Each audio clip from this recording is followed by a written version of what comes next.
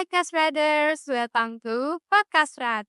Perkenalkan kembali, nama aku Angel dan kali ini aku tidak sendiri dan akan ditemani oleh rekanku.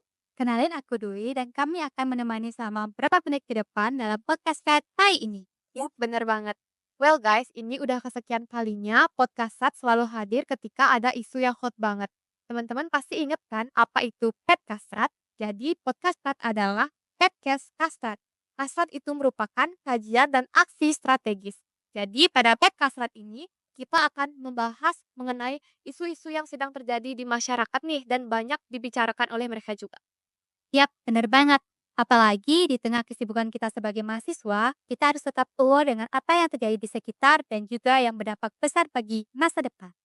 Oke, bener banget. Anyway, di podcast terakhir itu kan membahas tentang apa ya? Kamu lupa Angel, kemarin itu kita membahas tentang efisiensi anggaran pendidikan di perguruan tinggi karena sempat ramai juga kan. Nah, kemarin juga kita sempat mengundang narasumber yang sudah expert di bidangnya yaitu Prof. Iwayan Artanayasa selaku Zakir Kap 2 Universitas Pendidikan Ganesha. Oh my god, bener banget nih Dwi. Kalau dipikir-pikir lagi, sekarang kita sudah berada di pertengahan tahun 2025, di mana ini merupakan bulan-bulan yang bikin siswa SMA itu merasa khawatir karena mereka pasti bingung untuk lanjut kemana nih pendidikannya. Nah, biasanya FK itu selalu menjadi pilihan favorit siswa SMA. Pasti dari mereka banyak banget nih, mulai dari mana belajarnya dan mereka pasti bingung banget untuk cara belajar yang efektif itu seperti apa. Ya, apalagi nih ya, contohnya di FK Uniksa itu makin tahun makin banyak peminatnya. Kan ada 3 jalur masuk di FK Uniksa tuh yaitu SMBT, SMDT, dan Mandiri CBT. Untuk SMBT 2024 kemarin, jumlah peminatnya itu tembus 1.135 peserta, namun yang kita tampung itu hanya sekitar 50 kursi saja. Oleh karena itu, rasio ketetapannya itu sekitar 1:22 atau alias sekitar hanya 4,4% saja yang bisa lulus untuk SMBT kemarin. Nah, for information juga guys, untuk pendaftaran mandiri jalur CBT itu bisa dibuka sampai tanggal 2 Juni tahun 2025. Untuk informasi selengkapnya bisa dilihat di web Undiksa ya. Waduh, dari presentasinya itu persaingannya pasti ketat banget nih, makanya banyak siswa SMA yang merasa overthinking di masa-masa ini. Tapi tenang aja, di podcast Red kali ini kita akan memberikan solusi bagi teman-teman yang SMA bagaimana cara mempersiapkan strategi belajar yang baik. Benar banget tuh. Soalnya kali ini juga kita sudah mengundang 2 narasumber yang sangat keren banget yang telah berjuang di UTBK tahun lalu dan telah mendapatkan top skor di UTBK pada Eva Undikta tahun lalu. Wah, kira-kira siapa nih ya peraih top skor UTBK di FK Unisa tahun lalu? So, mereka adalah Kalingga dari angkatan 2023 dan juga Nitya dari angkatan 2024. Ih, Nah, Kak Lingga sendiri memiliki pengalaman organisasi yang sangat banyak, namun sekarang beliau menjabat sebagai Ketua Umum Tim Bantuan Medis Abhinaya Sagraha FK Undiktat periode 2025. Beliau juga merupakan staf bidang pendidikan dan pelatihan Badan Pengurus Pusat PTBN MKI periode 2024-2025, serta pernah menjabat sebagai Duta Nasional Generasi Sehat Indonesia periode 2023-2024 dan masih banyak pengalaman organisasi lainnya. Selain itu, beliau juga memperoleh prestasi yang sangat keren-keren banget, yaitu lolos timnas bidang PKM video gagasan konstruktif 2024, award di beasiswa unggulan tahun 2024, silver medal pada Indonesia International Applied Science Project Olympiad pada tahun 2023, serta masih banyak lagi. oke, untuk narasumber yang kedua yaitu ada Nitya yang saat ini sedang aktif di organisasi ISMKI dan menjabat sebagai General Vice President Internal Bapin di SMKI. Lalu juga Nitya saat ini aktif sebagai TIC Literatur Review Hermesta FK Undiksa tahun 2025. Serta Isya juga aktif sebagai anggota divisi Kastrat BEM FK Undiksa tahun 2025. Adapun beberapa prestasi yang diraih oleh Nitya yaitu sebagai awardee beasiswa unggulan tahun 2024 dan juga sebagai peraih gold medal Youth Intention and Innovation Fair tahun 2025. Wah, pasti teman-teman excited banget nih untuk, bercerita dengan narasumber kita kali ini. Mari kita sambut Kak Alinga dan Ditya. Hai. Sore Kak Lingga dan Nitya. Oke, Selamat selamat sore. sore. Nah, jadi di sini kita kedatangan narasumber yang good banget nih. Gimana nih kabar Kak Lingga dan juga Nitya, serta apa sih kesibukan akhir-akhir ini? Oke, kabar aku baik ya. Oke, mungkin akhir-akhir ini emang agak sedikit sibuk karena emang jadi lagi keluar Ormawa juga. Jadi emang kesibukannya salah satunya yang mengurus Ormawa juga. Jadi di TBR sendiri emang masih ada beberapa proker yang masih berjalan. Jadi ya sambil masih ngurus itu. Di luar itu juga akademik masih jalan aja. Ya sih masih aman-aman. Oke, thank you. Dari Nitya sendiri? Oke, kabar aku Astungkara sehat, baik. Kemudian untuk kesibukan sehari-hari, belakangan ini kemarin lagi habis ujian blok dan juga clinical skill lab, jadi lumayan hektik juga. Kemudian untuk sekarang juga mungkin masih gencar-gencarnya di kepanitiaan dan overall juga dari kegiatan akademik masih lancar. Wah, Oke, untuk Kak Lingga dan Nitya, boleh untuk memperkenalkan diri terlebih dahulu ke Kasradar semua. Bisa disebutkan jurusan apa, angkatan berapa, asal sekolah saat SMA, jalur masuk ke FK Uniksa, dan boleh juga dong di-spill berapa skor UTBK-nya. Hmm, Dari aku dulu mungkin ya. Oke, oke. sebelumnya perkenalkan kembali aku Imade Lingga Nadinata, bisa dipanggil Lingga dari kedokteran angkatan 2023. Eh, asal SMA aku dari SMA 2 Semarapura, itu di Klungkung, dan aku masuk FK Uniksa itu jalurnya lewat jalur SNBT atau Seleksi Nasional Berbasis Tes, dan skornya sendiri itu pas itu aku dapatnya rata-rata di 765,77. Wow, besar banget. Oke, untuk Nitya. Halo teman-teman Kastrater semuanya, perkenalkan aku Panilo Nitya Priya Alatapeni, bisa disapa Nitya. Untuk SMA dulu aku bersekolah di SMA Negeri 3 Denpasar, kemudian jalur masuk ke FK Uniksa itu melalui SNBT atau Seleksi Nasional Berbasis Tes. Kemudian untuk rata-rata skor SNBT aku ada di 714. Wow, jago banget. Wah, menarik banget ya. Ternyata dua-duanya sama-sama keren dan bisa meraih top skor UTBK di FK Unesa. Nah, betul banget. Jadi sesuai dengan topik kita hari ini, yaitu bedah tuntas masuk FK Uniksa, tips and trick strategi belajar. Nah, di sini kita mau kulik lebih jauh nih, apa sih sebenarnya yang harus disiapin untuk menembus FK Uniksa? Yuk langsung aja kita mulai obrolannya. Oke, untuk pertanyaan pertama yaitu banyak banget dipertanyakan oleh teman-teman yang sedang memperjuangkan FK. Jadi bagaimana sih perjalanan Kak Lingga dan Nitya dari gagal SNBP hingga bisa masuk ke FK Unisa melalui jalur SNBP, dan apa sih hal yang paling berkesan dalam proses itu? Dimulai dari Kak Lingga. Oke, dari SNBP ya, emang sih SNBP itu agak random banget sih sebenarnya. Emang SNBP itu bisa lolos atau gimana nya juga, dan sistematik penilaiannya emang nggak terlalu ketahuan juga kan sebenarnya kayak gimana. Nah, jujur ya, waktu kakak pas uh, kelas 12 itu awalnya emang pengen sih emang lolos SNBP. Siapa sih nggak pengen lolos masuk FK itu, habis itu nggak isi tes lagi gitu waktunya. Tapi ya waktu itu pas kalau SMA kan masih ada eligible dulu kan, diumumin siapa-siapa aja yang eligible, dan pas itu kebetulan eligible-nya emang lagi agak jauh sih, kakak lumayan ada di peringkat berapa itu, agak belasan atau gimana. Yang pas itu udah kepikiran kayak aduh kayaknya susah sih kalau SNBP ini harus bisa ditembusin, apalagi yang di atas kakak juga memang ada yang nyari Undiksa juga itu.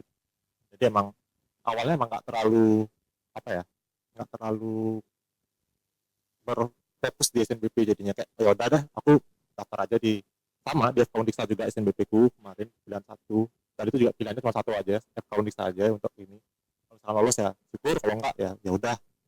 Pas itu udah um, emang nggak terlalu berharap jadinya di SNBP, jadi kayak udah daftar, habis itu lanjut nyiapin SNBP. Emang tapi tetap aja sih kalau SNBP pas itu kebetulan banget juga pengumuman SNBP-nya itu kakak pas itu lagi ujian sekolah, dan yang bikin itu agak nggak bagus kemarin itu adalah karena pengumumannya itu hari ini pengumuman, biasanya masih ujian. Jadi kayak masuk ke sekolah liatin teman-teman udah ngomong-ngomongin nih, udah terima, selamat ya, selamat ya. Jadi kayak aduh, kayak aku nggak belum dapat gini nih, belum dapat univ gitu. Jadi kayak masih kepikiran dan kayak ada sih rasa sedihnya dikit, cuman emang karena emang selalu berharap ya pas SNBP, jadi nggak sakit itu. Cuman tetap rasa aja itu lumayan. Tapi ya berapa ya, sehari 2 hari itu lumayan sih dapat down phase-nya itu ya, gara-gara nggak lolosnya itu. Cuman itu sih yang paling bikin point out-nya itu, gara-gara pas itu masih ujian, teman-teman udah pada ngomongin SNBP, udah kayak oh aku udah selesai, udah aman itu, sementara aku masih harus SNBP lagi. Cuman karena emang udah nggak syarat dan sempat juga udah emang prepare buat belajar sebelumnya dari, kebetulan emang belajar SNBP itu udah, karena kakak tidak les waktu itu, jadi emang sempat ada nyicil sedikit lah SNBP kayak gimana sih contoh soalnya. Dan tapi emang yang nggak seintens itu emang di awal-awal, sampai akhirnya di pengumuman SNBP keluar pengumumannya, habis itu nggak dapet, ya udah pas itu baru benar-benar dikejar lagi, dikejar sampai eh, ya sampai akhirnya bisa lolos ke tahun. Mungkin itu sih yang paling berkesan adalah pengumumannya itu pas eh, masih ujian, jadi kayak lumayan nyesek ngeliatin teman-teman yang lain udah dapet, sementara masih sekarang harus ujian, harus mikirin ujian juga. Itu sih paling kalau dari kakak. Oke, berarti kakak mempersiapkan dari awal nih proses belajarnya ya, sehingga saat gagal di SNBP itu siap menghadapi SNBT. Lumayan lah ya, Oke. walaupun emang kayak dikit-dikit, tapi adalah basicnya itu masih udah dapet. Jadi kayak pas udah ini udah keluar nih hasilnya di SNBP nggak dapet, terus masuk ke SNBT kayak oh tinggal ngejar yang belum dipelajarin. Selanjutnya dari Nitya. Untuk aku sendiri kemarin dari awal dari SNBP. Nah, kemarin itu aku juga sebenarnya masuk ke eligible, dan itu juga sama kayak Kalingga belasan. Nah, aku pikiranku dari awal itu sebenarnya udah nggak terlalu berharap dengan SNBP, karena ranking-ranking di atas itu semuanya rata-rata yang aku tahu pada milih FK juga, tapi belum tahu universitas mana. Dan persaingan di SMA 3 itu saat angkatanku itu lumayan ketat, jadi nilai antara satu siswa dengan siswa yang lainnya itu nggak cukup jauh gitu, jadi agak ketat, daya saingnya tinggi juga. Nah, dari sanalah aku mulai berpikir nih kayak udah nggak bisa kayaknya deh aku daftar SNBP, maksudnya lolos SNBP, karena dari segi ranking yang di atasnya itu aja pada milih FK, kemudian nilainya juga gonggong, prestasinya juga luar biasa. Nah, dari sanalah itu sebenarnya ekspektasi untuk lolos ke SNBP-nya nggak terlalu tinggi. Langsung lanjut ke pengumuman, sebenarnya itu udah sesuai ekspektasi juga sih sebenarnya, dari nilainya nggak lolos. Nah, dari sana sempat ngedown juga beberapa hari, tapi langsung langsung gas aja ke SNBT, karena dari awal juga sebenarnya udah nyicil-nyicil buat les, meskipun nggak terlalu intens juga sama kayak Kalingga. Dari sana nanti mulai ngebentuk juga circle belajar yang baru, di mana teman-teman yang lama perjuangan SNBP udah pada lolos juga kan, jadi mulai lagi ngerakit pertemanan, circle belajar yang baru. Dan menurut Nitya itu sih yang paling berkesan selama prosesnya hingga berhasil ke SNBT, karena kita sama-sama chemistry dan juga bonding saat belajar bareng untuk SNBT itu yang kayak kuat, dan kita nggak ada saling saling ngejelekin satu sama lain, saling intinya kita belajarnya itu positif tapi juga saling ngebangun satu sama lain. Oke, keren banget nih Kak Lingga sama Nitya. Itu kayak benar-benar memberikan vibes comeback stronger. Iya, Ya. bener banget. Oke, kita next ke pertanyaan selanjutnya ya. Di sini sebenarnya banyak nih dari para pejuang FK itu yang merasa galau dan juga overwhelmed akan pressure yang dirasakan. Jadi gimana sih cara Kak Lingga dan juga Nitya untuk tetap bangkit dan tidak berlarut akan kesedihan akibat dari SNBP itu? Melihat jarak waktu antara SNBP dan juga SNBT itu yang relatif singkat. Itu gimana ya? Mungkin bisa dimulai dari Kak Lingga. Jadinya kayak motivasi mungkin ya, motivasinya Ya. buat bisa tetap bounce back lagi, buat bisa lolos FK ya. Ya salah satu alasan yang paling gininya lagi, karena ngeliat teman-teman sih, karena teman-teman udah apalagi yang SNBP itu benar-benar teman-teman kakak juga kayak mereka udah lolos SNBP. Salah satu yang bikin kakak kayak aduh ini aku juga harus bisa lolos di eh, jurusan yang aku pengen gitu. Dan emang waktu itu emang yang kakak pengen itu emang jurusannya cuma kedokteran. Dan eh, jadi benar-benar gara-gara teman-teman udah pada dapet itu, jadi kakak kayak aduh masa mereka udah dapet sih karena aku belum dapet itu. Jadi itu yang menurut salah satu yang tak jadiin motivasi awal itu buat bisa lolos di SNBT-nya biar nggak lagi, karena emang kalau kakak sendiri itu SNBT itu jalur terakhir kakak anggap, karena kalau mandiri sepertinya emang nggak bisa ngambil lagi gitu. Jadi terakhir banget SNBT, kalau SNBT nggak dapet berarti it's over gitu, udah nggak ada jalur lagi buat kakak buat di kedokteran. Makanya benar-benar salah satu motivasi itu adalah teman-temannya udah dapet, dan SNBT ini adalah last choice-nya kakak buat bisa dapat di FK. Dan ya sampai akhirnya saya dapat di sini juga. Di luar itu juga faktor keluarga ngaruh banget sebenarnya. Jadi kayak dari keluarga juga memang dari awal kakak memang bilangnya ke keluarga memang mau masuk kedokteran gitu. Awalnya sih emang agak awalnya emang nggak terlalu dikasih sebenarnya gara-gara kakaknya kakak juga masuk di kedokteran, emang dia emang dari segi biaya emang agak jadi membengkak banget sebenarnya. Cuma pada akhirnya di pas aku udah naik kelas 12 tuh orang tua kakak bener-bener kayak tiba-tiba banget ngasih izin ke kakak kayak oke nggak apa-apa cari udah kedokteran, nanti masalah apapun itu biaya atau apapun itu nanti belakangan diurusin, yang penting sekarang belajar dulu, terus belajar biar bisa tembus di kedokteran gitu. Dan itu bener-bener ngasih boost boost banget yang wah gitu kayak aduh orang tuanya kakak udah bener-bener ngasih, dan sekarang masa nggak bisa gitu maksudnya. Padahal awalnya pengen banget, kakak sendiri yang pengen itu, habis itu sampai akhirnya orang tua kakak ngasih itu, masa sekarang nggak bisa sih lolos di FK. Pas itu dia emang milihnya emang pas pada akhirnya emang pilih FK Untiksa juga pada itu. Jadi faktor keluarga terus dari teman-teman juga itu benar-benar ngasih motivasi banget buat kakak buat bisa lolos di TBK juga. Dan ya, ya tadi bilang juga kan emang dari pengennya kakak buat kedokteran, dan itu yang benar-benar salah satu fondasi awal juga, karena udah pengen banget di kedokteran jadinya apapun buat nembusin itu bakal tak usahain. Itu salah satunya yang terakhir SNBT. Ya SNBT ini benar-benar diusahain banget, karena kalau SNBT udah 3 tahun kan sebenarnya kan, dari awal masuk SMA kita harusnya udah nyiapin, karena kakak masuk itu emang waktu SMA emang awal-awal emang kurang banget ininya, jadi emang susah banget menembus SNBP, dan cuma ada jalur SNBT ini yang kakak benar-benar push banget sih kurang. Oke, thank you Kak Lingga. Jadi intinya niat dari diri sendiri ya. Dan terus kita harus bisa menggapai itu. Jadi just do it gitu ya intinya Kak ya. Dan juga faktor keluarga juga tidak dipungkiri bahwa itu sangat eh, mempengaruhi kesuksesan kita ya untuk mencapai top score UTBK. Nah, next dari Nitya sendiri gimana? Kalau dari aku kemarin pengalamanku saat gagal SNBP, sempat ngerasa down dan kayak nggak percaya diri kalau misalnya kayak SNBP aja nggak lolos, gimana SNBP ya, walaupun sudah nyicil dari awal tapi sempat ngerasa juga nggak pede.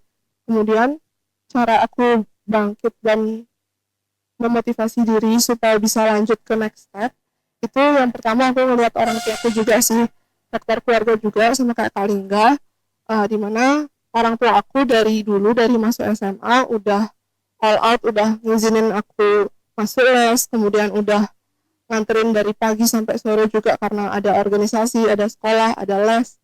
Jadi aku mikir kalau akunya ngedown terlalu lama, efek gagal SNBP, jadi usaha orang tua aku juga bakal rugi dong selama ini. Dan disitulah aku juga akhirnya memutuskan untuk menguatkan diri, mulai bangkit lagi, terus mengerahkan segala usahaku, jadi mulai ikut-ikut les lagi, ikut-ikut tryout lagi, dan juga motivasiku juga dari ngelihat teman-temanku yang dulunya satu circle perjuangan untuk masuk perguruan tinggi, di mana semuanya rata-rata udah lolos dan sisa aku aja gitu. Jadi aku harus mau nggak mau bangkit, dan SNBP itu jadi kalau kita nggak lolos ya mau masuk jalur apa lagi, karena kalau mandiri kan juga lumayan berat ya, jadi mau nggak mau harus all out di SNBP. Oke, jadi motivasi terbesar dari Nitya itu adalah usaha orang tua Nitya sebagai, mmm, motivasi untuk menyulut semangat menghadapi SNBT kembali ya?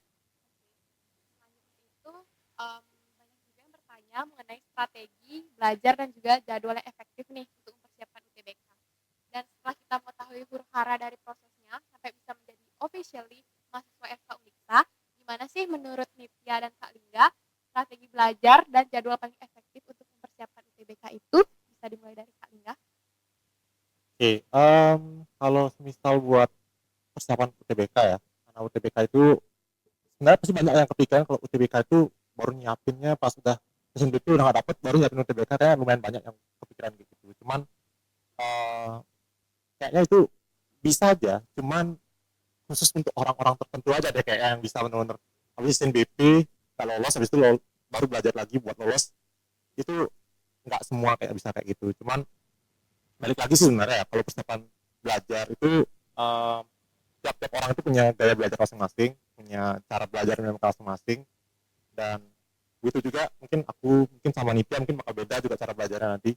Dan em, kalau balik lagi ya, kalau kakak sendiri itu untuk UTBK sendiri, apalagi UTBK itu kan kemarin itu berubah pertama dari sistematikanya itu di angkatan kakak angkatan 2023 kemarin itu pas itu berubah mekanismenya yang dari awalnya itu harus ada mapel-mapelnya ya, yang IPA, matematika, saintek sama sosum itu kan. Dan di angkatan kakak tiba-tiba berubah nih, dan berubahnya itu pas ingat banget pas itu kakak itu berubahnya itu pas mau masuk ke semester 2 di kelas 12. Awalnya tuh sebenarnya teman-teman kakak tuh yang awal ada sih emang nyiapin dari awal buat UTBK itu masih pakai sistematika yang lama yang masih ada IPA, IPS, matematika yang gitu-gitu. Tapi pada akhirnya mereka harus ngulang lagi buat belajar uh, kemarin apa gini ya, TPA ya, TPS aku lupa gini ya, sentra yang PBI, nah, penalaran bahasa Indonesia dan lain sebagainya itu kan itu beda lagi kan jadinya sistematikanya. Jadi melihat dari waktu itu ya, kalau aku sendiri melihat dari sistematikanya sendiri, emang hal yang ditekenin kalau di UTBK kemarin itu adalah basicnya, semua basic, semua matematika, basic matematikanya kayak gimana, logika matematikanya kayak gimana, logika berpikir, dan juga literasinya. Karena emang salah satu aspek dari UTBK kemarin kan ada literasi bahasa Indonesia, literasi bahasa Inggris. Jadi benar-benar gimana kita memahami suatu bacaan juga. Dan itu sebenarnya yang benar-benar harus tekenin kemarin kalau misalkan mau belajar buat UTBK. Jadi basicnya itu harus sudah ada. Jadi nggak bisa yang benar-benar kosongan banget sih, susah ya, susah sih kayaknya kalau kosongan banget nggak tahu misalkan UTBK tuh soal-soalnya kayak gimana, jawabnya kayak gimana tuh kayaknya bakal susah kalau misalkan baru pas abis SNBP baru belajar. Tapi kalau misalkan basicnya udah ada tapi baru belajar lagi di setelah SNBP kayaknya masih masih ada kemungkinan bisa lolos di ke FK. Dan tergantung skornya juga sebenarnya itu ya.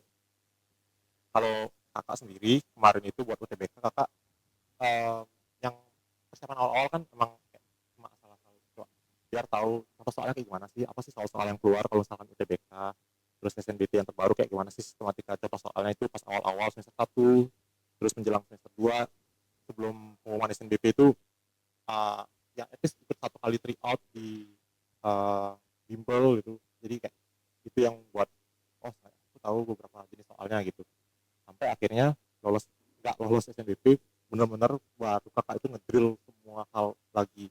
Tapi dengan kondisi kakak pas itu udah paham basicnya gitu, basic dari masing-masing subtes itu seenggaknya kakak tahu misalkan apa ya, penalaran matematika itu sebenarnya apa sih yang harus ada kita pahamin, terus kuantitatif dan lain sebagainya itu apa sih yang harus dikuasai gitu. Jadinya pas bagian uh, mau ngedrill itu jadinya kayak ya udah nggak lagi belajar dasarnya lagi tapi udah langsung ke soalnya. Kalau kakak sendiri itu tipikal yang kemarin itu ngedrill soal. Jadi setelah pengumuman SNBP udah keluar kakak dapet 2 hari setelahnya itu kakak langsung bikin jadwal belajar. Jadi benar-benar jadwal belajar intensif kayak sekarang dari hari hari ini yang setelah nggak lolos SNBP itu sampai ke UTBK hari hanya itu ada sisa berapa hari, semuanya itu tak bikinin jadwal di tiap harinya, benar-benar di tiap harinya itu jam berapa sampai jam berapa itu harus sudah selesaiin setiap subtes. tesnya. Jadi kalau kemarin tuh kakak satu hari itu ngeplotin, kalau kakak kemarin tuh ini agak sedikit ekstrim sebenarnya, cuman kayaknya harusnya sih bisa lebih santai lagi seharusnya. Mungkin kalau kakak sendiri kemarin tuh jam 7 udah bangun bangun bangun tidur, jam 7 pagi bangun tidur, udah langsung buka soal dan selesainya itu di jam apa ya, jam 10 malam kayaknya. Itu benar-benar ngedrill banget. Cuman nggak yang benar-benar ngedrill banget karena waktu itu kakak pakai sistem, mungkin ada yang tahu juga di sistem Pomodoro gitu. Yang sekian menit belajar, sekian menit buat istirahat. Kemarin itu kakak nyetingnya itu 45 menit belajar, 15 menit istirahat. Dan istirahatnya itu kemarin kakak nggak, udah kayak bukan megang HP lagi, kayak benar-benar kayak diem doang gitu. Asal lihat doang, apapun itu kayak benar-benar istirahat. Habis itu lanjut lagi, terus lanjut lagi. Jadi setiap satu siklus itu benar-benar satu siklus satu subtes, satu siklus satu subtes, benar ngabisin gitu. Jadi dengan sistematika kayak gitu di minggu pertama itu kakak udah ngabisin satu buku bank soal, satu minggu ya atau mungkin kurang, kakak lupa sebenarnya. Pas itu benar-benar kayak ngedrill itu satu minggu itu udah habis.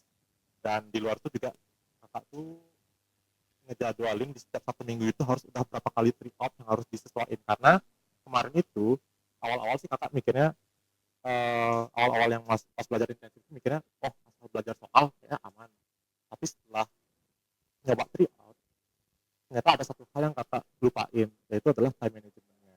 Karena setiap subtes itu kan punya batas waktu masing-masing kan, jadi kayak benar-benar harus ngatur strategi gimana bisa satu soal ini dijawab dalam sekian detik gitu, karena waktunya itu benar-benar ngepas banget, jadi satu soal kayak nggak ada satu menit harus sudah selesai dijawab gitu. Jadi itu yang benar-benar kemarin sempet agak miss, hampir hampir banget di situ colongan di waktu kemarin pas minggu-minggu pertama, sampai akhirnya minggu kedua tuh lagi ngeganti polanya. Jadi kayak satu minggu itu di apa ya, 4 hari dalam satu minggu itu kakak cuma belajar materi aja, diselingi dengan tryout di setiap 2 hari, setiap 2 hari tryout, setiap hari 2 hari tryout. Jadi pas harinya tryout itu kakak nggak belajar materi lagi, nggak latihan soal lagi. Jadi pas itu cuma tryout, pas udah tryout istirahat, besoknya lanjut lagi buat belajar, ngecek lagi hasil tryout kemarin. Itu kebetulan pas itu emang tryout online itu ada kayak pembahasan sih, yang mana yang salah, yang mana yang benar.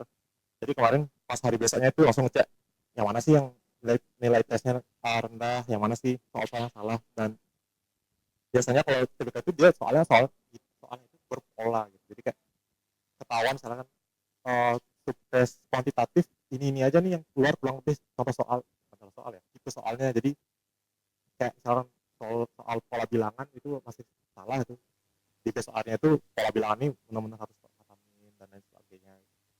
Kurang lebih sebulan kayak gitu sampai akhirnya benar-benar agak slow lagi di 1 minggu sebelum UTBK. Itu baru benar-benar agak slow karena biar nggak capek juga, biar nggak terlalu burn out juga kan, karena lumayan ekstrim. Jadi kalau dibilang tuh entah kenapa bisa kayak gitu waktu itu, agak bingung sebenarnya juga, kayak benar-benar ekstrim banget. Satu hari itu benar-benar full banget belajar belajar belajar sampai malam, habis tidur bangun lagi buat belajar belajar belajar belajar. Dan itu terus berlangsung selama kurang lebih 3 minggu, karena kemarin tuh kakak ada spare waktu cuma 4 minggu doang buat persiapan intensif ke UTBK. Di luar tuh juga ada les juga yang harus kakak datang secara offline juga. Dan kurang lebih itu sih, sampai akhirnya benar-benar pas menjelang minggu-minggu akhir itu kakak baru kayak ngerasain tryout itu nggak seberat tryout pertama kakak di intensif fase awalnya itu. Jadi kayak pas fase awal tuh kakak mikir aduh kok nggak dapet ya waktunya nggak cukup itu, ini soalnya kok susah banget itu. Sampai akhirnya di menjelang minggu-minggu akhir tuh kakak cuman nggak belajar latihan soal lagi, kakak cuman ngecek tryout. Jadi setiap 3 hari itu tryout, tetap tryout aja. Pas itu kayak baru oh oke, kayaknya masih oke, masih gampang, masih bisa dijawab soal-soalnya juga sampai. Dan kalau kemarin itu tryoutnya sih ada sih tryout yang emang udah kayak dikeluarin nilai, walaupun emang mungkin sistemnya agak beda sih nilai penilaian di tryout sama yang di SNBT yang aslinya. Dan itu juga lumayan sedikit, ada sih agak sedikit mirip-mirip ya. Jadi kayak awal itu bener-bener di awal itu kakak juga naruh target tuh di awal UTBK ini kalau bisa kakak itu naruhnya lumayan tinggi ekspektasinya di awal, 700 sampai 800 harus dapat di rentang 700 sampai 800. Jadi tryout apapun itu terus tak cari-cari tryout, latihan tryout cek lagi nilainya gimana caranya tryout itu dapat di 700 awal itu kakak nganggap kakak belum aman itu, sampai akhirnya di waktu aku baru benar-benar dapat di 700, oh kayaknya bisa aman, pas itu baru baru baru aman lagi, baru kendor. Itu sih kurang lebih agak ekstrim sebenarnya, jujur agak ekstrim sebenarnya itu belajar kayak gitu, cuman lumayan apa ya, terbayarkan lah kurang lebih ya, bisa dapetinnya dengan skor yang pada akhirnya skornya sekian, lumayan terbayarkan maksudnya dengan belajar kayak gitu. Oke, dari poin yang kita tangkap itu, jadi Kakak mengenali gaya belajar Kakak, menyusun jadwal yang terstruktur dan juga melakukan evaluasi berkala ya? Ya betul. Oke, selanjutnya untuk Nitya. Oke, tadi setelah dengerin Kak Lingga cukup ekstrim banget ya. Dan jujur dari dia dengerin Kak Lingga tadi, mungkin setiap orang juga punya gaya belajar yang beda-beda. Nitya pun juga beda dengan Kak Lingga. Kalau dari Kak Lingga, mungkin yang awalnya itu cukup ekstrim di belajar dari pagi hingga malam. Kalau Nitya lebih ke menyesuaikan supaya suasana hati pas Nitya belajarnya itu bisa fresh dan benar-benar ngerti dan ngerti dengan apa yang Nitya pelajari saat itu, seperti itu. Kalau dari Nitya tuh tipe orang yang suka ngantuan kalau belajar di rumah. Jadi alternatif yang bisa Nitya lakukan, Nitya ajak temen yang juga sama-sama belajar SNBP, Nitya ajak tuh belajar keluar, biasanya sih ke kafe, tapi nggak terlalu sering juga. Nah itu, tapi Nitya ngajak belajar ke temennya itu nggak berbanyak, jadi ngajak pertemanan, ngajak temen yang memang benar-benar klop juga, jadi kita sama-sama efektif lah waktu belajarnya, nggak ada yang terbuang untuk main-main lah atau apa gitu. Kemudian untuk setiap Nitya belajarnya juga benar banget kata Kak Lingga tadi, Nitya juga menerapkan sistem Pomodoro, di mana istirahat itu penting banget juga, karena kalau terlalu memforsir diri drill terus soal setiap jam berjam-jam, mungkin nggak akan masuk materinya di beberapa orang. Kalau di Nitya kayak gitu soalnya, jadi Nitya tetap istirahat. Kemudian dari Nitya juga ada ngambil beberapa les, dan itu ada tryout-tryoutnya juga, dan itu benar-benar worth it untuk diikutin. Nah selain itu, fun fact-nya Nitya juga sebenarnya suka baca-baca soal di Twitter, dan itu benar-benar bermanfaat sih menurut Nitya, karena sangat update dari yang luar Bali, itu banyak banget ngasih-ngasih soal-soal. Di sana Nitya bisa latihan, selain latihan dari les dan dari buku-buku yang Nitya beli di toko buku, Nitya juga banyak latihan dari soal-soal di Twitter. Dan untuk jadwal belajar juga sebenarnya paling aman itu dicicil sih, karena kalau dari awal nggak tahu base-nya atau dasarnya dari tipe-tipe soal yang dikeluarin di UTBK, pas deket-deket jadwal hari UTBK itu pasti kayak kebebel banget, karena harus mulai dari awal lagi. Jadi kalau udah dari awal tahu base-nya, nanti pas deket-deket UTBK pasti udah semakin lancar, baik itu dari tryout soalnya, latihan soalnya, baik maupun itu nanti pas hari UTBK-nya. Mungkin itu sih kurang lebih dari Nitya, sama juga kayak Kak Lingga. Oke, dari yang ditangkap tadi, Nitya itu strateginya tuh bisa mengutamakan kenyamanan ya, ngajak teman-teman yang memang sefrekuensi untuk belajar bareng. Selain itu juga ikut les dan juga melaksanakan teknik Pomodoro tadi ya. Juga lebih memantapkan lagi lewat soal yang ada di Twitter begitu ya. Oke. Nah, dari strategi dan juga jadwal tadi itu, kita ada pertanyaan baru lagi nih. Dari sekian banyak fakultas kedokteran yang ada di Indonesia, kenapa sih Kak Lingga dan juga Nitya memantapkan untuk memilih FK Undiksa sebagai tujuan menempa ilmu yang lebih tinggi? Mungkin bisa dimulai dari Nitya. Oke, sebelumnya ini pasti banyak banget dari teman-teman juga nanya kenapa sih milih FK Uniksa dibandingkan FK-FK lainnya. Nah kalau dari Nitya sendiri, awalnya itu sebenarnya nggak tahu sama sekali ada fakultas kedokteran di Bali Utara, khususnya di Undiksa. Nah kebetulan dulu itu Nitya nyari FK itu pengennya ngerantau ke luar Bali, tapi dari orang tua, dari nenek kakek juga kurang menyarankan atau nggak terlalu ngasih gitulah keluar Bali merantau. Nah tapi dari aku sendiri pas itu tetap kekeh tuh, kayak kenapa sih nggak ngasih ngerantau di FK di luar juga bagus-bagus loh kayak gitu. Tapi lama-lama dari orang tua juga mulai ngasih gambaran kalau gimana kalau kamu kuliah di kamu masih bisa ngerantau tapi kamu tetap ada di Bali kayak gitu. Dan pas itu orang tuaku ngasih opsi kuliah di FK Uniksa. Aku belum tahu sama sekali tuh tentang FK Uniksa dan mulailah aku nyari-nyari di internet, kemudian nanya-nanya juga ke teman-teman dan juga ada nggak sih kakak tingkat yang kuliahnya di FK Uniksa kayak gitu. Dan ternyata ada, pas itu dari guru les juga udah langsung nyeritain ke dia tentang kakak tingkat yang kuliah di Uniksa dan itu mulai banyak kepo tuh tentang FK Uniksa jadinya udah mulai memantapkan lah kayak mau masuk ke FK Uniksa. Kemudian dari Nitya sendiri ngelihat kenapa akhirnya Nitya memantapkan diri memilih FK Uniksa sebagai pilihan Nitya di UTBK. Walaupun FK ini masih tergolong baru gitu ya, tapi Nitya juga ngelihat bahwa peluang untuk berkembang di sini itu masih sangat besar. Terutama karena banyak juga dari cerita-cerita yang orang tua Nitya kasih kalau misalnya kemungkinan saat koas nanti akan banyak bisa mengambil tindakan seperti itu mungkin. Dan juga banyak perkembangan-perkembangan yang bisa Nitya dapatkan di FK Uniksa. Dan kita juga melihat walaupun FK Uniksa itu masih tergolong baru, tapi kita di sini masih bisa sangat-sangat mengejar dengan sama seperti kualitas di FK-FK luar lainnya yang sudah berdiri sejak lama gitu. Jadi walaupun baru, kualitasnya juga masih tetap sama dan masih apa namanya fresh lah di sini. Jadi kayak para dosen-dosennya, kemudian kualitas pengajarnya juga sangat all out dan sehingga Nitya meyakinkan diri untuk bisa memilih FK sebagai pilihan. Selain itu, Nitya juga melihat dari segi lokasi FK Uniksa itu sendiri kan FK Uniksa itu ada di Singaraja, which is terkenal juga dengan kota pendidikan.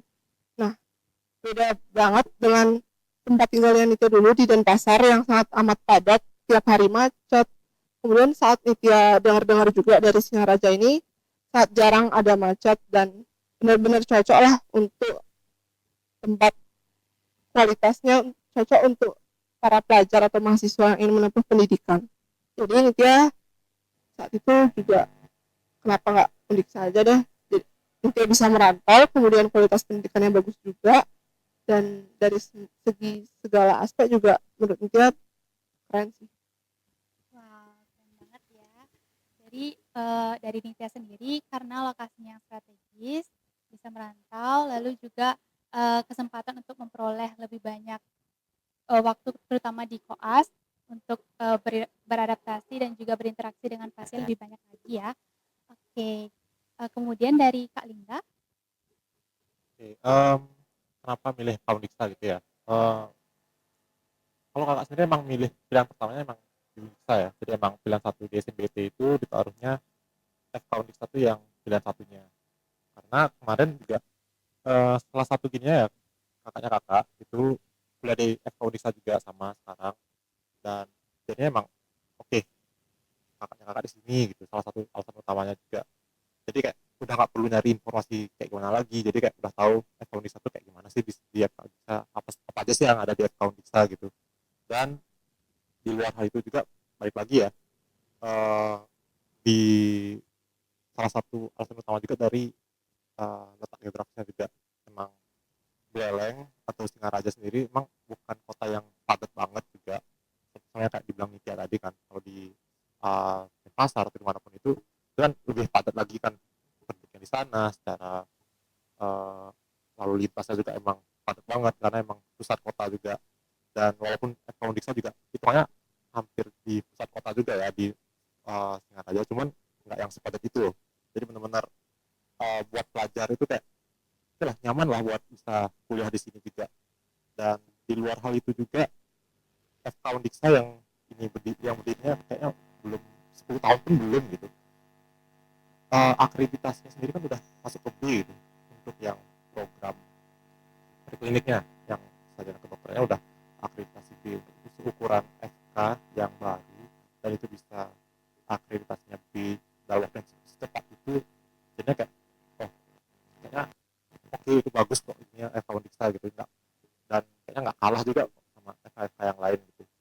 Dan eh, beberapa alasan itu yang bikin kakak kayak, oh ya udah FK saja deh nggak apa, asalkan eh, salah satu yang kakak cari adalah bisa untuk menjadi seorang dokter gitu. Karena emang impian juga dari kecil, dan FK bisa membantu kakak buat kejar impian itu gitu. Oke, jadi jawabannya hampir serupa seperti Nitya karena kotanya nyaman untuk para pelajar serta perkembangan akreditasi pesat ya, Kak. Oke. Lalu selanjutnya, karena Kakak dan Nitya sudah resmi menjadi mahasiswa FK Unesa, dari pengalaman Kakak pasti ada hal menarik atau hal unik nih yang bisa dijadikan alasan utama untuk teman-teman di luar sana sehingga harus mempertimbangkan FK Unesa sebagai pilihannya. Bisa dimulai dari Kak Linda. Oke, setelah jadi mahasiswa ya, Ya. karena kakak juga udah semester 4 sekarang, udah lumayan lama juga hitungannya di kedokteran, dan udah ya kurang lebih tahu lah gimana di FK itu berjalan secara perkuliahan dan lain sebagainya. Jadi dengan FK yang tadi kakak bilang ya, FK ini hitungannya masih baru, itu dilihat juga dari segi fasilitas, terutama laboratorium dan lain sebagainya itu tergolong lengkap, benar-benar tergolong lengkap. Eh, jadi selama masa preklinik itu untuk melakukan praktik atau apapun itu, atau CSL ya kita sebutkan di sini ya, clinical skill lab, itu apapun itu kita nggak perlu yang sampai nyari ke tempat lain. Jadi benar-benar udah terpusat nih hitungannya. Dan lagi-lagi ya, Foundista punya gedung yang namanya gedung laboratorium terpusat yang kita pakai sekarang ini lah.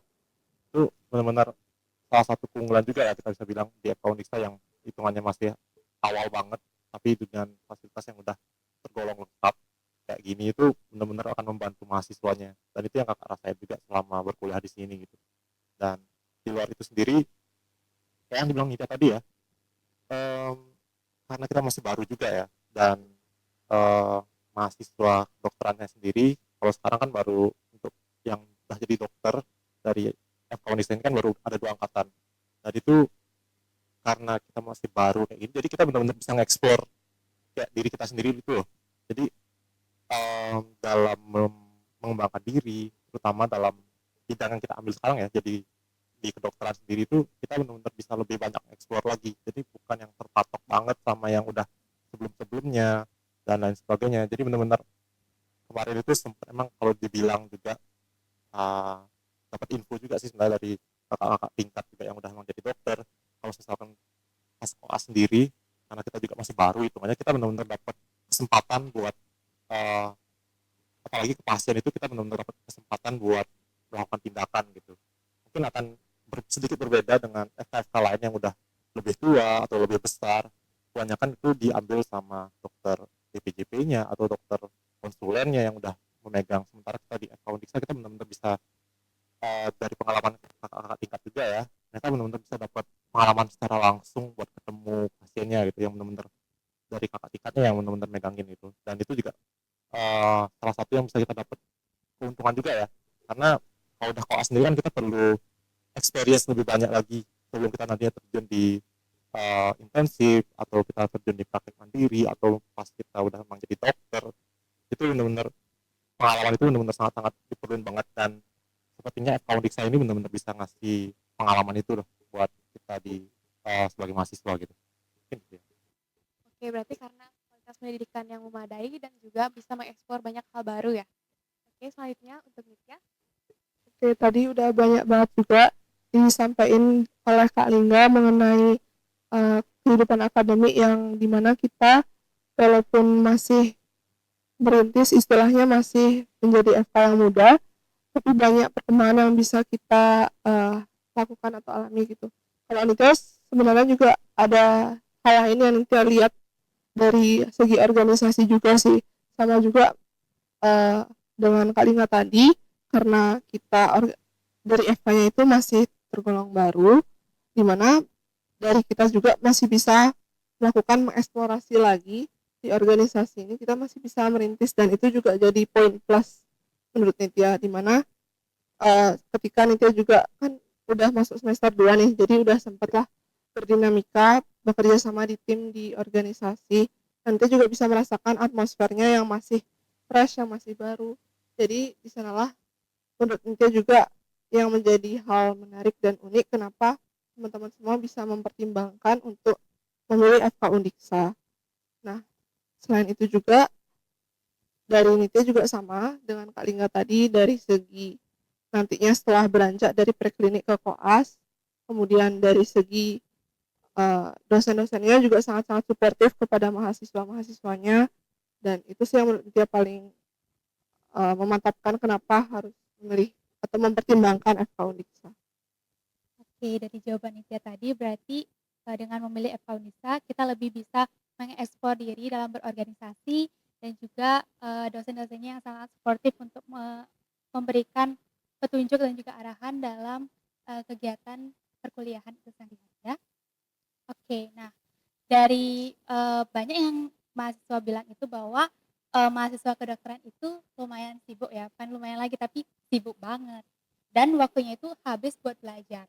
Nah, melihat dari banyaknya prestasi yang sudah diraih dari Kak Lingga dan juga Nitya serta eee, kegiatan organisasi yang juga padat ya.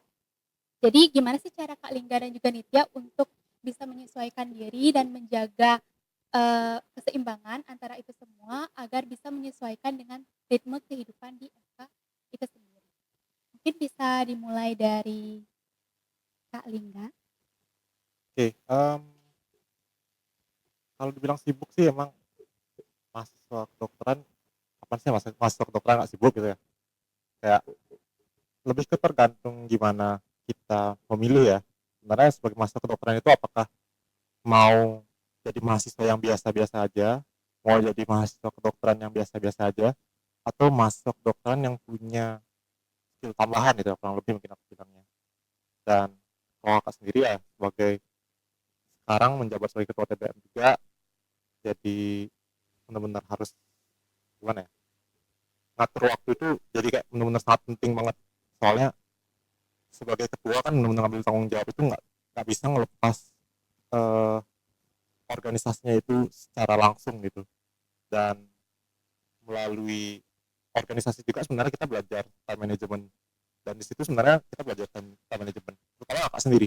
Jujur kakak sendiri itu setelah jadi ketua sendiri itu masih menata ulang lagi sebenarnya time manajemennya kakak juga, karena sedikit berbeda pas udah jadi ketua dan pas masih jadi mahasiswa yang ya walaupun sebenarnya masih kalau masih ikut organisasi tapi bukan ketua, itu agak sedikit berbeda emang. Dan satu hal yang bisa bikin uh, manajemen itu lebih baik ya harus dicoba bener-bener. Jadi selama ini kakak ngatur waktunya itu bener-bener siang itu bisa kita cek pasti bakal kebanyakan ngambil kegiatan organisasi ataupun perkuliahan, dan menjelang malam itu baru benar-benar bisa ngambil waktu lagi buat organisasi yang sekiranya itu emang kalau urgent ya. Jadi banyak banget tuh, bisa paginya kita belajar dulu di perkuliahan buat nyiapin lecture di tiap harinya, terus di um, menjelang sore itu beda lagi, kegiatan udah beda lagi, udah harus organisasi nyiapin kegiatan dan lain sebagainya. Nah, kalau masalah atur waktu ya, emang agak sedikit sulit sih emang atur waktu, apalagi kalau mahasiswa baru mungkin akan sedikit harus adaptasi lagi karena beda ya lingkungan yang di kuliah sama pas masa SMA juga. Dan kebetulan emang kalau di semester awal kemarin itu walaupun mungkin terkesannya bagus ya kemarin ya, bisa lolos timnas, habis itu masih organisasi, terus akademik masih jalan, itu teman-teman harus ngatur waktunya itu benar-benar harus ekstra lebih teliti lagi gitu, karena satu satu aspek itu terlalu berlebihan itu kadang-kadang bisa menggeser aspek yang lain itu terlalu banyak juga jadinya. Dan untungnya juga pas waktu kemarin itu benar-benar masih bisa apa ya, akademik masih aman, organisasi organisasi masih jalan, dan untungnya juga prestasi masih bisa jalan juga kemarin itu. Dan kalau selalu tanya manajemen ya agak sedikit, kalau kakak sendiri agak sedikit sedikit susah ya buat ngejelasin, karena emang karena kakak sekarang ada sedikit perubahan dari struktural juga jadi ketua dan lain sebagainya, itu kakak masih menata ulang juga. Tapi satu hal yang paling pasti adalah ingat juga selama kemarin kakak jadi ketua itu yang kakak ingat adalah ingat kembali kalau kita ke fakultas kedokteran, kita di kedokteran sendiri itu tujuan utamanya buat jadi dokter itu. Walaupun memang di organisasi kita dapat ilmu lebih juga, tapi tetap harus dipertimbangkan kembali dari organisasi sama akademik ini harus saling seimbang juga. Karena di organisasi kita dapat kemampuan kayak yang mungkin public speaking apapun itu tetap berguna karena sebagai dokter juga kita harus ngobrol, harus ngomong sama pasien, dan kita dapatnya lewat organisasi bahkan ketimbang akademik. Di akademik itu kita lebih ke teorinya dan lain sebagainya. Jadi di organisasi sendiri di sini kita ngatur sama apa ya, upgrade diri lah.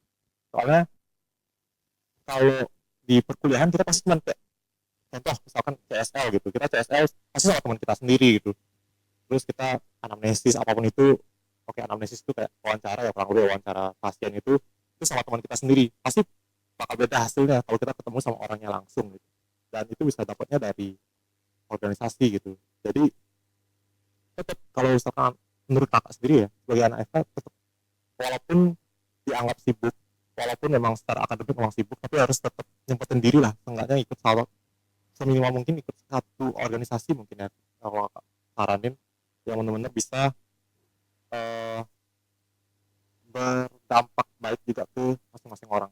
Tentu masing-masing orang punya preferensi masing-masing ya, mau ikut organisasi apa, misalkan BEM atau apapun itu tergantung preferensi masing-masing. Cuman ikut salah satunya itu benar-benar bakal ngasih experience lebih. Jadi kalian sebagai mahasiswa tuh bukan cuman datang belajar pulang, datang belajar pulang, tapi itu dengan ikut organisasi itu kalian bisa jadi mahasiswa yang punya nilai lebih lah ketimbang mahasiswa yang cuma belajar doang. Cuman bukan mendiskreditkan mahasiswa yang cuma belajar doang ya. Semua punya preferensi masing-masing. Mungkin menurut yang mau belajar aja itu mau memantapkan teorinya. Jadi sebenarnya nggak salah juga. Dan balik lagi sebenarnya itu preferensi masing-masing. Kalau misalkan tergantung menurutnya sibuknya dengan belajar aja udah sibuk, berarti ya Pak cukup sebenarnya belajar aja nggak apa-apa. Tapi kalau ditanya apakah balik lagi apakah FK itu sibuk, tergantung lagi mau jadi mahasiswa yang biasa-biasa aja atau mau jadi mahasiswa yang punya kapabilitas lebih lah gitu. Mungkin itu sih kalau dari kakak ya. Oke, keren banget Kak Indah ya jawabannya. Jadi ini tergantung preferensi masing-masing aja, sama kita pintar-pintar untuk time management dan juga menyusun skala prioritas kita ya. Oke, dari Nivea sendiri? Oke, mungkin kalau dari aku cerita-cerita sedikit ya. Karena aku juga sebenarnya masih baru, masih semester 2. Nah, di saat aku masuk ke preklinik di semester 1 itu, sejujur-jujurnya aku ngerasa sedikit kelabakan karena awalnya masih beradaptasi terkait dengan ritme kehidupan di FK. Dari yang awalnya di SMA pasti kita kan untuk segala jadwal, tugas-tugas itu udah disuapin, istilahnya udah diatur sama guru, sama ketua kelas dan lain sebagainya.